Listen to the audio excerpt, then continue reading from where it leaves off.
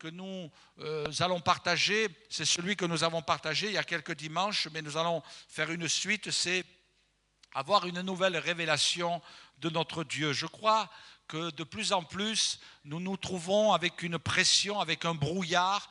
Plus en plus, les ténèbres s'épaississent. Nous sentons que Jésus revient bientôt.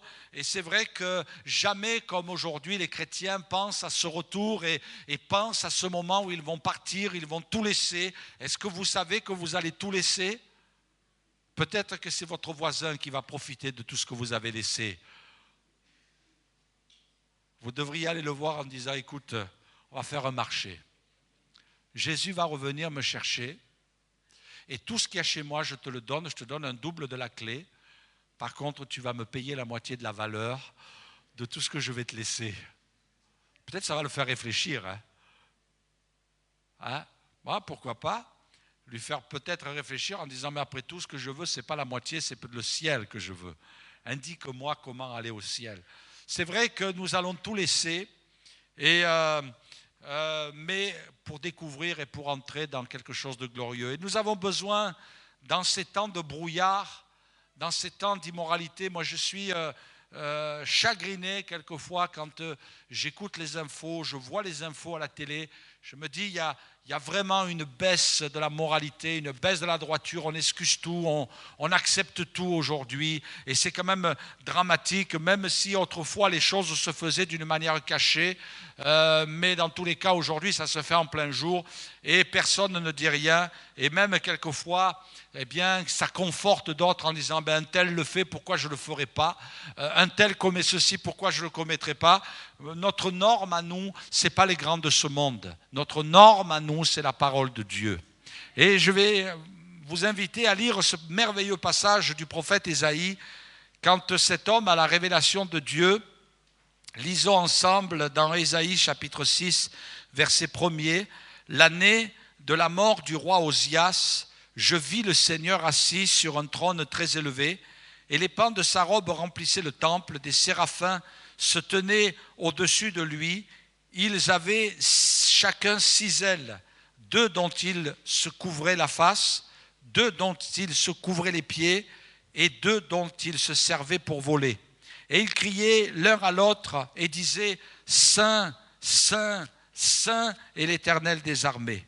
Toute la terre est pleine de sa gloire. Les portes furent ébranlées dans leurs fondements par la voix qui retentissait et la maison se remplit de fumée. Alors, je dis, malheur à moi, je suis perdu, car je suis un homme dont les lèvres sont impures. J'habite au milieu d'un peuple dont les lèvres sont impures, et mes yeux ont vu le roi, l'Éternel des armées. Mais l'un des séraphins vola vers moi, tenant à la main une pince, une pierre ardente qu'il avait prise sur l'autel avec des pincettes.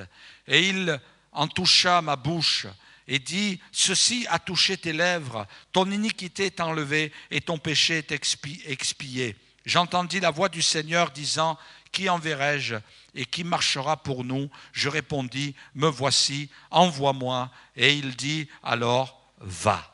Amen.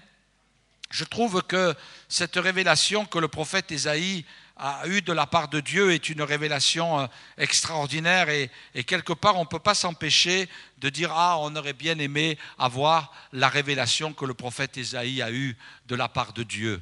C'est quelque chose d'extraordinaire, mais je crois que Dieu veut nous amener plus vers le contact de sa parole plutôt que de ce contact avec des apparitions, des révélations, des songes et des visions, choses auxquelles nous croyons en tant que chrétiens. Et Dieu est libre de faire cela quand il le décide pour l'un de ses enfants. Mais dans tous les cas, le désir de Dieu, c'est de surtout nous amener à plonger nos regards dans la loi parfaite qui est la parole de Dieu. Et je crois qu'il ne faut pas se priver de méditer, de lire, d'étudier, d'écouter la prédication de la parole de Dieu. Et Dieu nous invite à cela.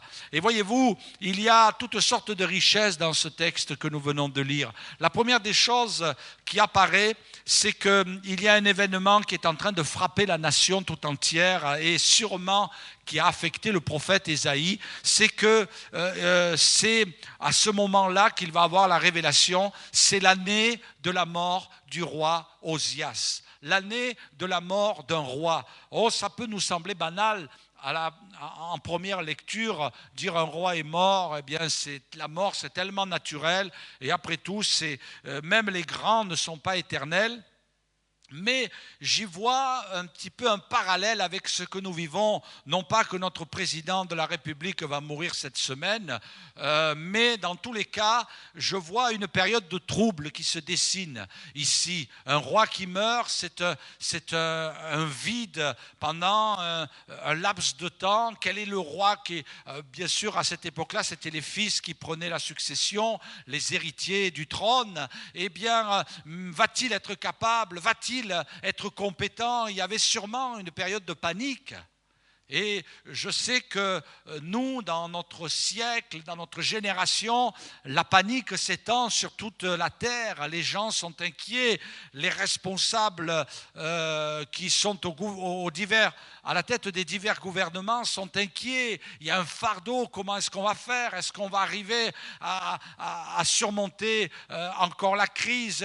On parle de pays émergents, de pays qui sont en train de naître économiquement, et on est bien conscient que ça va être au détriment d'autres peuples. Eh bien, les richesses vont passer d'une main, aller dans une autre main. On sait que c'est un sursis, et nous-mêmes, à notre échelle, on peut être inquiet en pensant au chômage, en pensant à toutes ces crises-là. Et je pense que le prophète Ésaïe, à son niveau à lui, eh bien, était inquiet. Il était dans la crainte en disant, le roi vient de mourir. Le roi Osias avait été un bon roi. Je vais rapidement vous inviter à découvrir un diaporama. Le roi Osias, la vie du roi Osias a été un bon roi.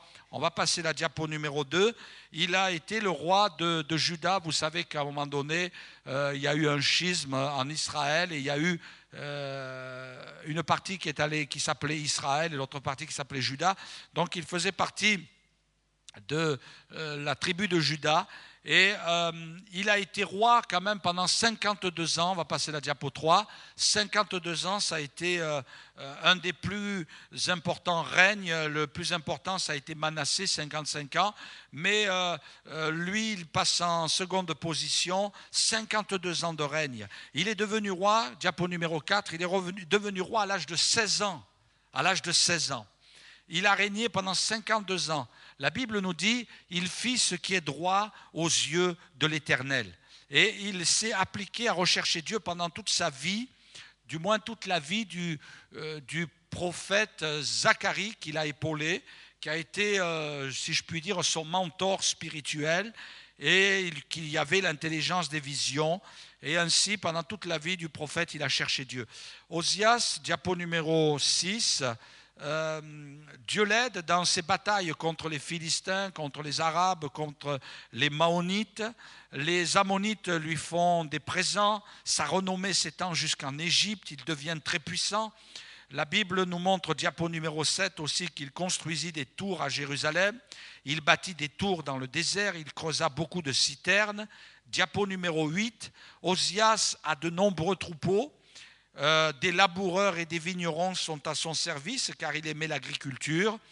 Diapo numéro 9, son armée est composée de 307 500 soldats, tous équipés de boucliers, de lances, de casques, de cuirasses, d'arcs et de frondes. Et même, apparemment, il apparaît l'un des seuls à faire construire des machines de guerre. Il est ingénieux, du moins il s'entoure d'ingénieurs qui vont l'aider à faire des machines de guerre, à inventer des machines de guerre pour que son peuple soit protégé, pour qu'il soit gardé. Sa renommée, diapo numéro 10, sa renommée s'étend au loin, même lorsqu'il fut puissant, il a été puissant, il est connu. Et à un moment donné, à la fin de sa vie, il laisse le péché entrer dans sa vie, et il est repris par les sacrificateurs. Et parce que, voyez-vous, il veut tellement plaire à Dieu qu'il s'octroie le droit d'offrir des sacrifices à Dieu lui-même. Il entre dans le temple, il veut offrir des parfums, et il résiste à la loi de Dieu, il résiste au sacrificateur de Dieu, et Dieu est obligé de le punir en lui infligeant une lèpre qui va l'amener à être chassé du temple, à sortir du temple et à être isolé parce que les lépreux étaient isolés. Et c'est vrai que dans l'ensemble, la Bible nous dit que cet homme a été un homme droit, mais tout a basculé à partir du moment où le péché a commencé à le gagner, où il n'a plus eu de tuteur comme le prophète Zacharie qui était là pour l'aider. Mais tout a basculé à un moment donné. Mais voyez-vous, toujours est-il que Ésaïe, le prophète, pouvait regarder avec une vue horizontale le trône parmi les hommes et s'appuyer sur ce confort terrestre. C'est vrai que peut-être nous passons par des temps qui ne sont pas forcément faciles et que peut-être quelqu'un ce matin est affecté par ces temps difficiles, mais toujours est-il que notre vie en France peut rester plus ou moins dans un certain confort, dans une certaine sécurité.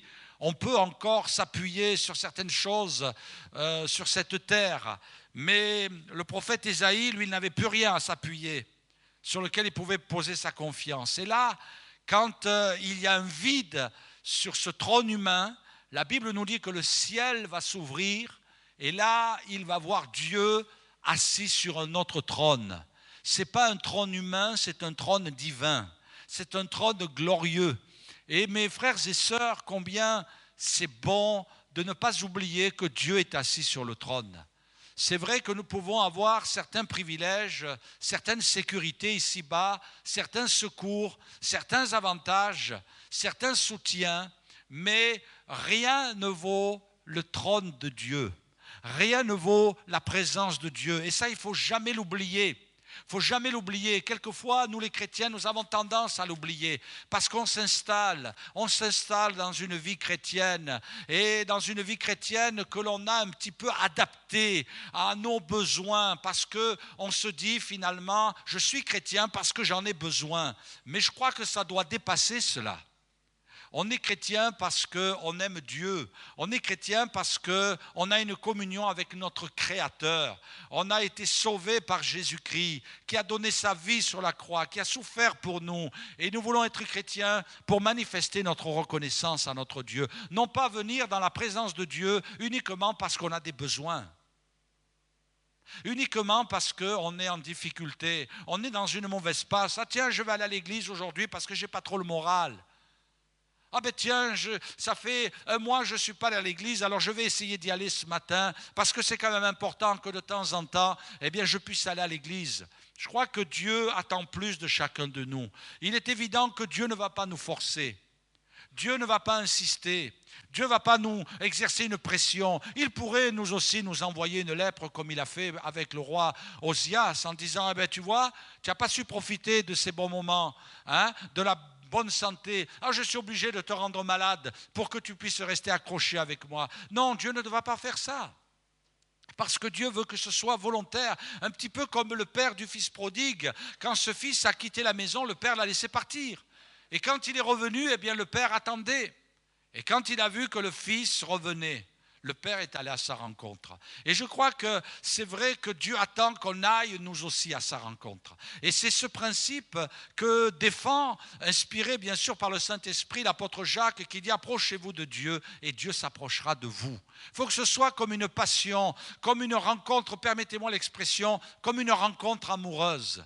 Amoureuse, cette rencontre où on va venir devant la face de Dieu et lui dire « Seigneur, je te vois sur ton trône. Seigneur, c'est vrai, c'est important que les trônes de cette terre puissent subsister. Mais Seigneur, quand bien même les trônes de cette terre s'écroulent, moi, le trône de Dieu, il reste intact. » Amen.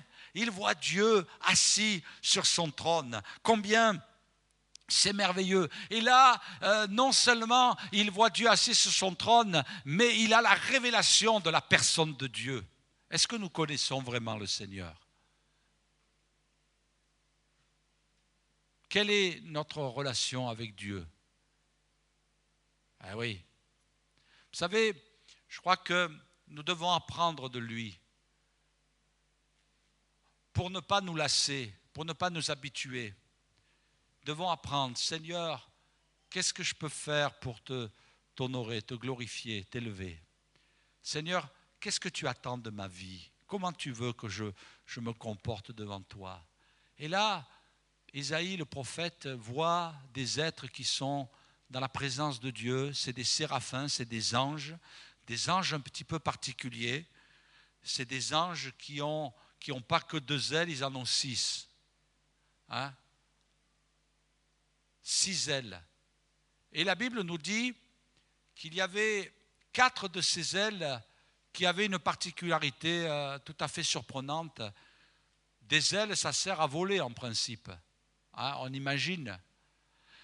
Et ils en avaient 6 parce qu'il y en avait 4 qui n'avaient pas la fonction de voler, mais 2 servaient à couvrir leur face et 2 servaient à couvrir leurs pieds. C'est quand même bizarre. Il aurait mieux valu qu'ils aient autre chose pour cacher leur visage et pour couvrir leurs pieds que des ailes. Mais on imagine ces ailes immenses qui sont là pour cacher leur face et pour couvrir leurs pieds.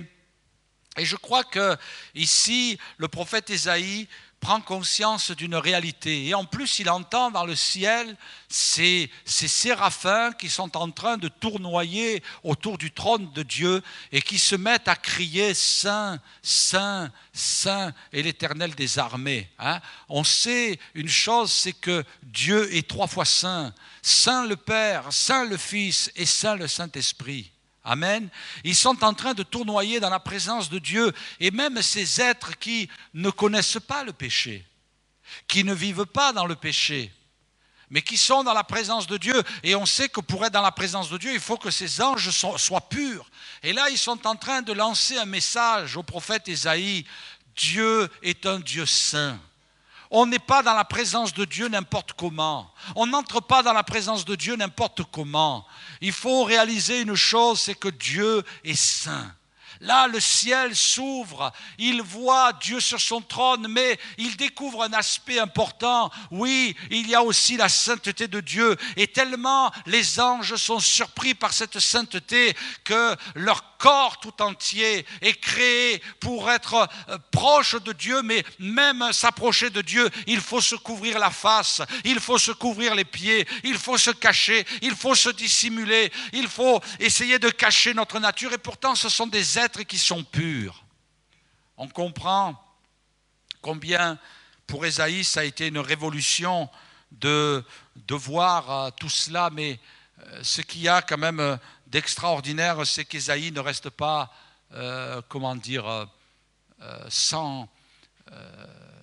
sans réaction. Il ne reste même pas sans voix.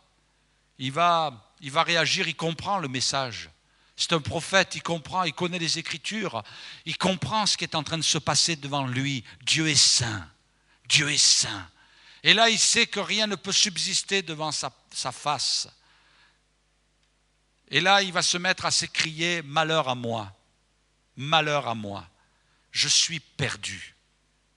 Car je suis un homme dont les lèvres sont impures et j'habite au milieu d'un peuple dont les lèvres sont impures et mes yeux ont vu le roi. » Ça veut dire malheur à moi, je vais mourir, je vais périr. Et je crois que le Saint-Esprit nous rappelle une chose, le salaire du péché, c'est la mort. Le péché, c'est la mort. Et mes frères et sœurs, nous avons besoin, nous aussi, comme je disais tout à l'heure, de nous réajuster avec Dieu, peut-être de mettre notre vie au niveau qu'il faut. Malheur à moi. Je crois que la première des choses que, après avoir compris qu'il pouvait compter sur le trône de Dieu, c'est qu'il doit enlever un obstacle de sa vie, c'est le péché. Et je voudrais ce matin, pendant quelques minutes, vous parler du péché. Le péché, c'est un mot qu'on ne dit plus aujourd'hui, qu'on n'emploie plus. Mais pourtant, c'est une réalité. C'est un cancer, c'est une gangrène. C'est un poison qui nous détruit petit à petit, le péché. Et Dieu veut que ce soit quelque chose dont on ait conscience, qu'on prenne conscience du péché. Malheur à moi, dira le prophète Ésaïe. La Bible nous invite, nous aussi, à avoir la même attitude. pas forcé, mais volontaire, de quelqu'un qui va plier les genoux. Il vaut mieux plier les genoux devant Dieu volontairement que forcer. Pourquoi je dis ça? Parce que dans l'Épître aux Romains, voilà ce que nous lisons. Mais toi, pourquoi juges-tu ton frère? Ou toi, pourquoi méprises-tu ton frère? Et il est dit, puisque nous comparaîtrons tous devant le tribunal de Dieu. N'oublions pas que ce verset s'adresse à des chrétiens. Car il est écrit, je suis vivant, dit le Seigneur, tout genou fléchira devant moi et toute langue donnera gloire à Dieu. Ainsi chacun de nous rendra compte à Dieu pour lui-même. Pour lui-même. Vous savez, il y a quelques semaines de cela, nous nous sommes attardés sur le sujet du retour de Jésus. Et ça m'a fait beaucoup réfléchir pour moi-même, mais ça m'a fait réfléchir aussi par rapport à mon ministère. Et vous savez quelle question je me suis posée? Enfin, je m'en suis posé beaucoup. Mais il y en a une dont je me suis posé et que je dis publiquement ce matin. Et cette question, elle m'a torturé pendant des semaines. Et elle fait l'objet aussi de mes réflexions et de mes prières aujourd'hui. En me disant, le Seigneur t'a placé à la tête d'une église. C'est l'église du Seigneur, tu es le pasteur de cette église. Et je me suis dit, en me posant cette question, quand tu vas te retrouver devant le Seigneur, combien vont partir et être enlevés? Et combien vont rester? Je vous avoue que je me suis posé la question pour moi-même. Je me suis dit, et si tu n'étais pas pris avec le Seigneur? J'ai fait ce qu'il fallait. Mais je me suis posé aussi cette question, et ce matin, je ne veux pas être votre juge, je me suis posé la question moi-même, combien vont partir et combien vont rester? Et je vous assure que je n'ai pas pris le listing en disant, lui, il va aller au ciel, lui, il n'y va pas, lui, il y va, lui, il n'y va pas, lui, il y va, il y va, il y va, il y va, et lui, il n'y va pas. Non, je ne me suis pas amusé à passer le nom de chacun, mais j'ai réfléchi à cela et je me suis dit, Seigneur, je ne veux pas arriver dans le ciel et qu'il y ait un quart ou la moitié ou peut-être un pourcentage de gens qui seront restés parce qu'ils n'auront pas été enlevés. On avait ça dans un film, vous vous rappelez ceux qui ont suivi sur l'instant d'après, le numéro 1, il était un homme d'église qui lui n'a pas été enlevé et une partie des croyants de son église qui n'avaient pas été enlevés. Et combien c'est quelque chose de terrible qui doit nous préoccuper. Pourquoi? Ce n'est pas la peine de venir à l'église si ma vie n'est pas en règle. Ce n'est pas la peine de venir à l'église si je vis dans le péché. Parce que de toute façon, si je suis dans le péché, si je vis dans le péché, mais je vais rester sur cette terre. Parce que même ce qu'il y a de pur dans le ciel est obligé de se couvrir la face et les pieds devant la présence de Dieu. Alors il vaut mieux plier le genou maintenant. Il vaut mieux plier le genou sur cette terre en disant, Seigneur, je te demande pardon pour mes péchés. Je te demande pardon pour ce qui ne va pas dans ma vie. Je ne vais pas laisser traîner en moi des choses qui ne sont pas réglées devant toi. Mes frères et sœurs, il m'est arrivé de trembler pour des gens. Des gens, quelquefois, on s'aperçoit qu'ils vivent dans le péché, dans le mensonge, dans le vol, dans toutes sortes de choses qui sont condamnées par la parole de Dieu, dans des dérives. Quelquefois, il m'arrive de voir, d'avoir contact avec des gens qui ne sont pas sérieux avec le mariage, qui ne sont pas sérieux avec leur sexualité et qui vivent n'importe comment. Mais mes amis, ce n'est pas devant le pasteur que vous avez à craindre de comparaître, c'est devant le Seigneur. C'est ça qui est important. Mais ce qu'il y a, c'est qu'il faut plier les genoux devant Dieu. Je crois que Ésaïe a eu le bon réflexe. Et mes frères et sœurs, je ne vais pas extrapoler, mais si Ésaïe, après avoir eu cette révélation, il n'avait pas dit « malheur à moi », il aurait été frappé du jugement de Dieu. Il aurait été frappé du jugement de Dieu parce qu'il voyait la gloire de Dieu. Mais en s'écriant « malheur à moi », ça voulait dire « Seigneur, viens à mon secours. Viens, Seigneur, me secourir dans mon péché. Viens me secourir, viens me délivrer. » Mettons-nous en règle devant Dieu. Dans le livre du prophète Ésaïe, il est écrit « Quel châtiment nouveau vous infligez quand vous multipliez vos révoltes, la tête entière est malade. » Et tout le cœur est souffrant. De la plante du pied jusqu'à la tête, rien n'est en bon état. Ce ne sont que blessures, contusions et plaies vives qui n'ont été ni pansées, ni adoucies, ni bandées, ni adoucies par l'huile. Votre pays est dévasté.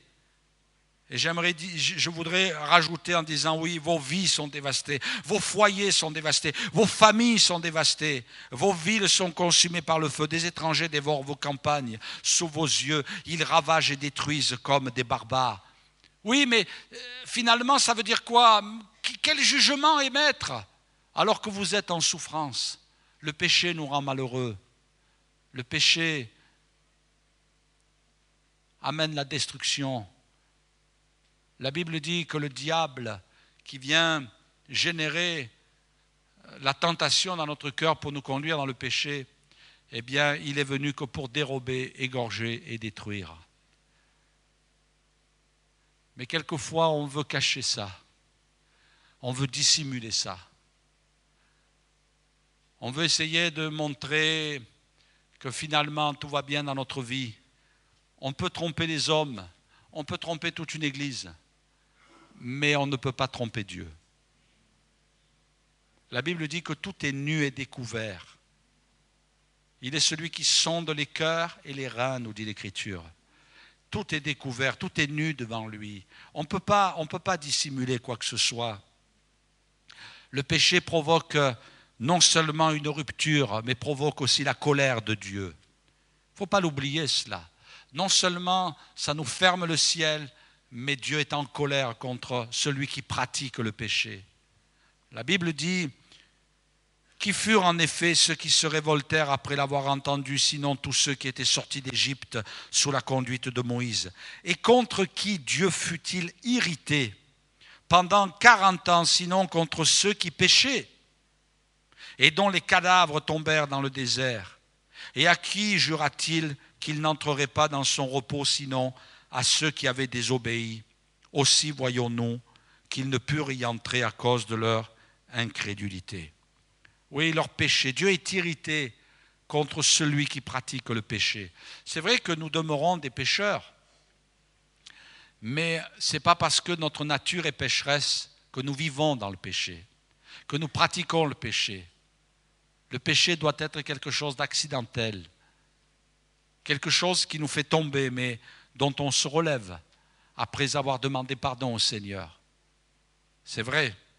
Et le Seigneur veut nous aider, nous secourir. Le péché provoque la colère de Dieu. Moi, ce que je découvre aussi chez le prophète Ésaïe, c'est qu'il va dire « Malheur à moi ». Vous vous rappelez, « Malheur à moi, je suis perdu car je suis un homme dont les lèvres sont impures.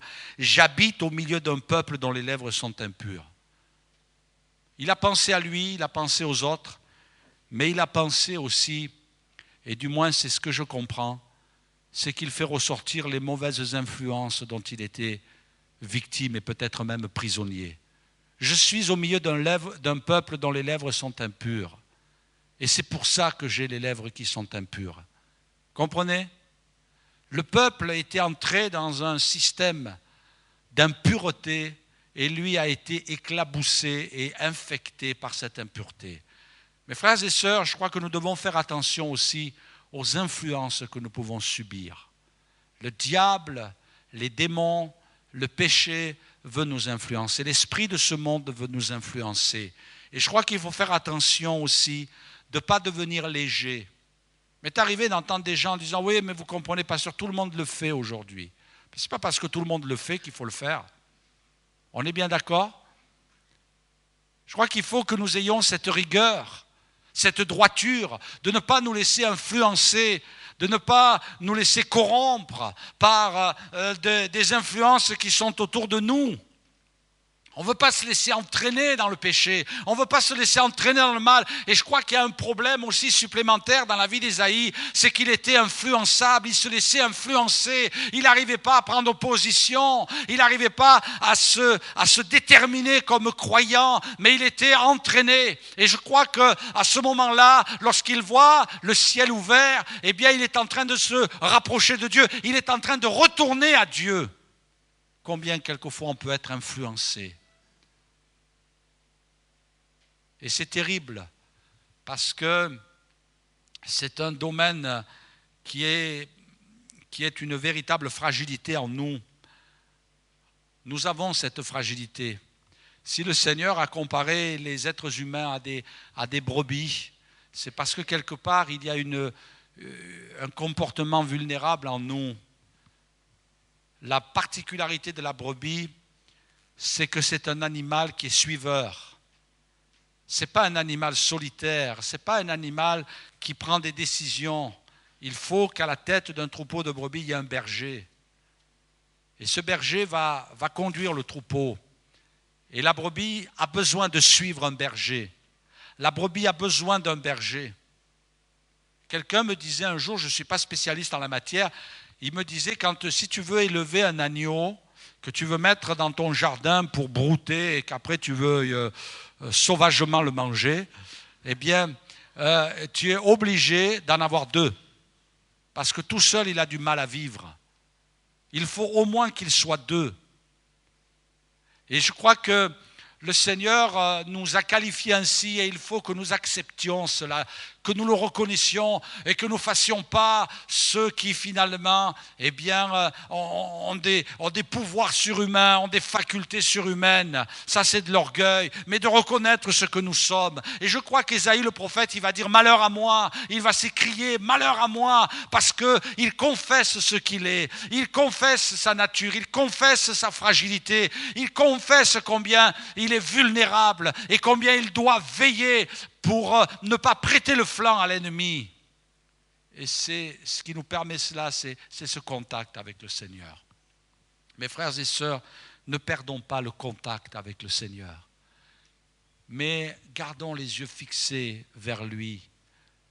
Je crois que Ésaïe est conscient que la face de Dieu, elle ne se regarde pas comme ça. On ne peut pas regarder la face de Dieu comme ça. Mais il va dire malheur. Si les anges se servent des ailes pour se cacher la face et les pieds, eh bien nous, ce qui permet de nous cacher la face devant Dieu et de tomber la face contre terre, c'est de confesser nos péchés. Mes frères et sœurs, est-ce que cette notion, tu l'as intégrée dans ta vie? Confessons nos péchés. Je confesse mes péchés. La Bible dit, si nous confessons nos péchés, il est fidèle et juste pour nous les pardonner et pour nous purifier de toute iniquité. Si nous confessons. Moi, ce qui me gêne dans ce verset, c'est si nous confessons. C'est le mot si. Ça veut dire que ce n'est pas évident, mais que ça veut dire aussi que ça nous appartient. C'est ta responsabilité. Si tu confesses tes péchés, eh bien tu seras pardonné. Mais si tu ne les confesses pas, tes péchés, eh bien ils te condamneront. Et je crois quelquefois que dans notre vie chrétienne, on a laissé s'installer la légèreté. On a laissé des tâches venir marquer notre vie et nous rendre coupables devant Dieu. Et il arrive un moment où la patience de Dieu est lassée, où le Seigneur dit c'est fini, je ferme mon ciel au-dessus de sa vie, c'est terminé, je ne veux plus avoir de contact avec lui parce que je suis saint dans le ciel et il n'a pas pris conscience de ma sainteté et il vit dans le péché, il marche dans le péché, il pratique le péché, il laisse le péché s'installer dans sa vie et il a laissé une légèreté dans son cœur et il néglige ce que dit la parole de Dieu concernant ce que j'ai établi. Alors mon ciel est fermé. Et non seulement mon ciel est fermé, mais c'est l'enfer qui va s'ouvrir pour lui. Et mes frères et sœurs, ce qui est terrible, c'est qu'il y a des tas de gens qui auront été baptisés d'eau, qui auront été baptisés du Saint-Esprit, mais qui auront négligé le péché et qui seront jetés en enfer parce que Dieu aura fermé le ciel en disant c'est devenu insupportable. Et peut-être même que le ciel se fermera au-dessus de certaines églises qui sont devenues légères, où on s'est rassemblé pour s'amuser, où on s'est rassemblé dans une sorte d'ambiance en disant que les chanteurs chantent et que le pasteur prêche et qu'il y ait une animation dans l'église et on va rentrer à la maison comme si de rien n'était. Et il y aura peut-être sûrement des églises sur lesquelles Dieu aura fermé son ciel définitivement parce que Dieu ne supportera plus cette religiosité, ces pratiques légères, ces habitudes, ces cœurs qui sont devenus froids, ces cœurs qui se sont éloignés de Dieu, ces cœurs qui sont devenus égoïstes, ces gens qui ont des pratiques religieuses, mais comme le dit la parole, eh bien sa bouche m'honore, mais son cœur est éloigné de moi.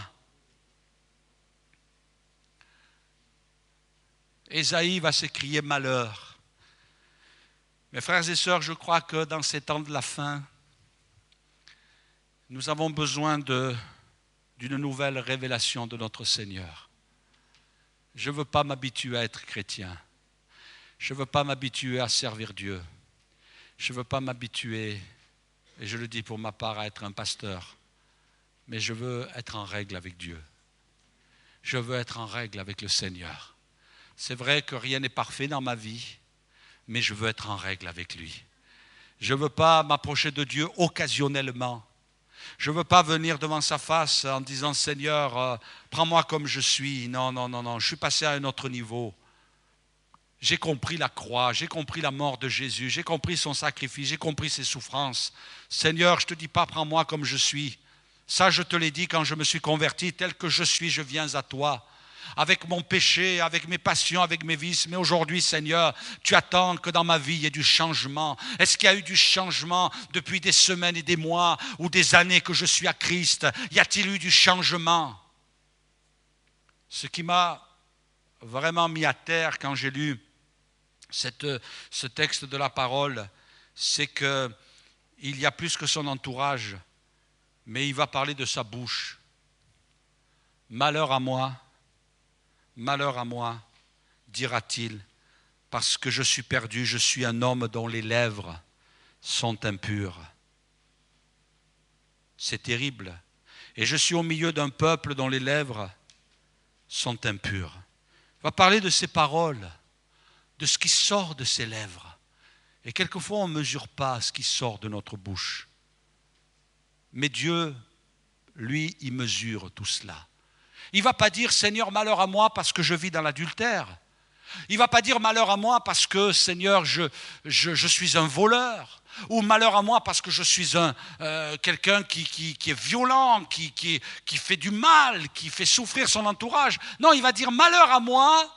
On s'attend à un drame il va nous confesser quelque chose de terrible. Il a tué qui? Qu'est-ce qu'il a fait comme péché? Il va dire « Seigneur, malheur à moi parce que mes lèvres sont impures ».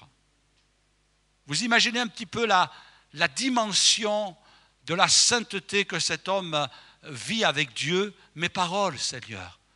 Ce n'est pas tout mon corps qui pêche, mais c'est ses lèvres qui pêchent, Seigneur. Je pêche parce qu'il sort peut-être des paroles qu'il ne faut pas. Rappelez-vous Moïse, quand il s'est mis en colère, qu'il a prononcé des paroles. Quel homme de Dieu aussi grand que Moïse? Il n'y en a pas. Mais cet homme a été léger par ses paroles. Et quelquefois, mes frères et sœurs, on a besoin de s'arrêter là-dessus, aussi des paroles. Vous savez, je crois que ce qui ronge quelquefois les églises, c'est la critique, la calomnie, le jugement. Je crois que l'instrument de mort, quelquefois, qui peut causer des drames et des dommages dans les églises, c'est le téléphone. Téléphoner, de parler, de se laisser influencer dans les paroles, de se laisser entraîner dans les paroles, de se laisser de dire des choses. Vous savez qu'on sera jugé par nos paroles aussi. Et Dieu nous invite à être des hommes et des femmes qui prennent conscience de cela. Un proverbe arabe dit « On est maître des paroles que l'on n'a pas encore prononcées, mais on est esclave de celles qui se sont échappées. » Joss Meyer disait « Il est facile d'avoir un langage spirituel lorsque nous prions. Le problème vient des paroles que nous prononçons lorsque nous ne prions pas. Il existe un lien indéniable entre l'exaucement de nos prières et nos paroles dans la vie de tous les jours. Nous devons contrôler notre langage. Deux choses sont nécessaires pour tenir notre langue en bride.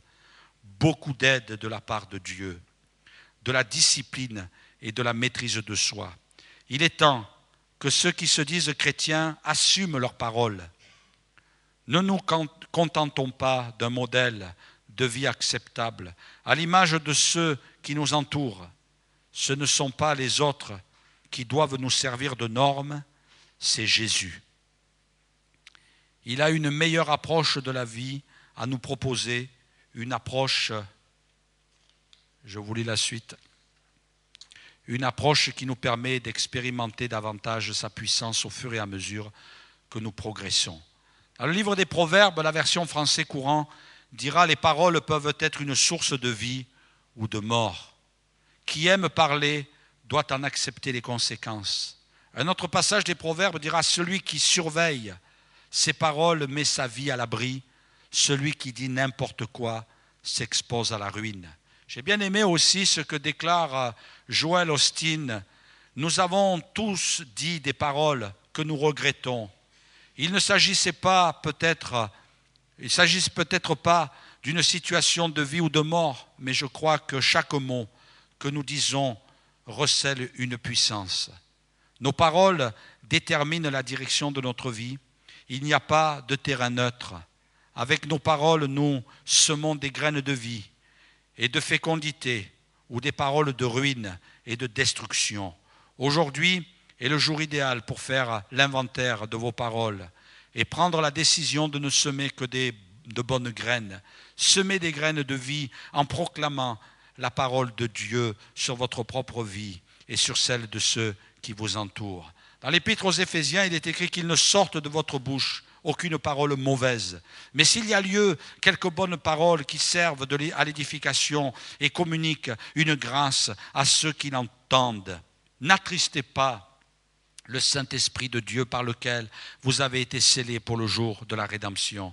Que toute amertume, toute animosité, toute colère, toute calomnie, toute clameur, toute espèce de méchanceté disparaisse du milieu de vous. Soyez bons les uns envers les autres, compatissants, vous pardonnant réciproquement comme Dieu vous a pardonné en Christ. Je vais inviter les musiciens. Je crois que Ésaïe a eu la révélation de ces paroles légères. Et il a dit malheur à moi. Et je crois que Dieu nous attend aussi les uns et les autres venir devant sa face. Et laissez-moi vous dire que lorsqu'il va confesser ses péchés, il va y avoir un déblocage dans le ciel. Il va y avoir un déblocage. Il voit, mais il n'entend rien. Dieu ne lui parle pas. Dieu ne lui dit rien. Dieu ne lui révèle rien. Et quelquefois dans notre vie chrétienne, on est bloqué parce qu'on n'a pas réglé le péché. Et c'est bien que Dieu nous résiste. C'est bien qu'on sente que Dieu est loin de nous. Parce que ça peut nous ramener à lui et nous éviter de vivre dans l'illusion. Mais à un moment donné, il a aussi cette révélation que les anges qui se couvrent la face, qui est l'image de ce qui peut contempler Dieu, qui se couvrent les pieds, qui est l'image de la marche chrétienne, ils ont deux ailes qui leur permettent de décoller, de prendre de la hauteur et de voler et de s'approcher de Dieu. Et je crois que cette révélation, elle est pour Ésaïe. Et quand Ésaïe va dire « malheur à moi », quand il va confesser son péché, quand il va dire « mon péché, je suis perdu maintenant », alors le Seigneur peut commencer son œuvre de sanctification. Il l'amène devant l'autel et l'ange prend avec une pincette une pierre qui va toucher. Et nous, ce qui nous a touchés, ce n'est pas une pierre, c'est la croix. C'est le rocher des siècles, Jésus, qui nous a touchés et qui nous a purifiés. On peut revenir à Jésus. Le Seigneur nous attend. Le Seigneur t'attend ce matin. Que tu viennes dans sa présence, mais aussi que tu puisses le servir. Quelquefois, nos ailes qui servent à le servir, elles sont tellement embarrassées. On n'arrive pas à voler. On perd l'équilibre, on tournoie dans tous les sens.